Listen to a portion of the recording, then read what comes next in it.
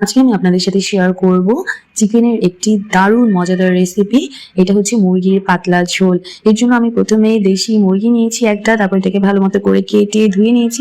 তারপর কয়েকবার পানিটাকে ফেলে ফেলে চেঞ্জ করে নিতে হবে যাতে মাংসটা ভালো মতো ক্লিন হয়। তারপর আমি একটি ছাঁকনিতে মাংসটাকে ছেঁকে নিলাম। তারপর সরিষার তেল গরম করে এর মধ্যে ভাজা পেঁয়াজ আর জিরা ব্ল্যান্ড করে এর মধ্যে দিয়ে দিলাম। পরিমাণটা অবশ্যই কম দিব যেহেতু আমি পাতলা ঝোল করব। তারপর দিয়ে দিলাম সামান্য পরিমাণে আদা রসুনের বাটা। তারপর এই বাটা মশলাগুলোকে ভালো মতো সরিষার তেলে ভাজা ভাজা করে নিতে হবে যাতে বাটা মশলার কোনো রকম গন্ধ না থাকে। তারপর দিয়ে দিলাম স্বাদ অনুযায়ী লবণ। তারপর এই লবণ আর বাটা মশলাটাকে আরো কিছুক্ষণ ভাজা ভাজা করে নিব।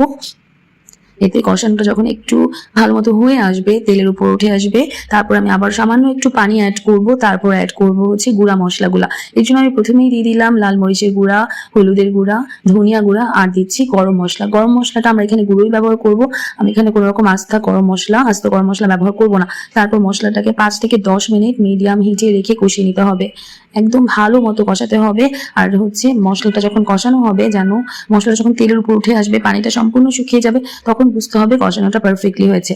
এরপর আমি এই ছেঁকে রাখা মাংসটা দিয়ে দিলাম।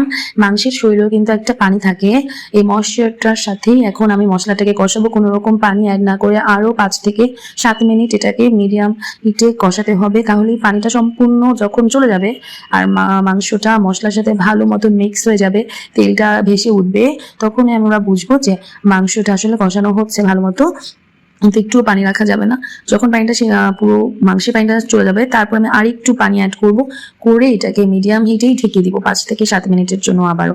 তারপর এটা নাড়াচাড়া লাগে না। তো এর মধ্যে যখন মিডিয়াম হিটে আপনার মাংসটা ঢেকে রাখার পর তেলটা উঠে আসবে, পানিটা সম্পূর্ণ ড্রাই হয়ে যাবে, তখনই কিন্তু মশলা মাংস যে কষানোটা এটা পারফেক্টলি হবে।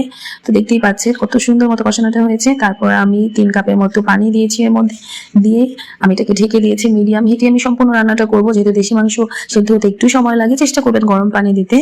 তো তারপর আমি এটাকে মিডিয়াম হিটে আরো 10 থেকে 15 মিনিট ঢেকে ঢেকে রান্না করেছি।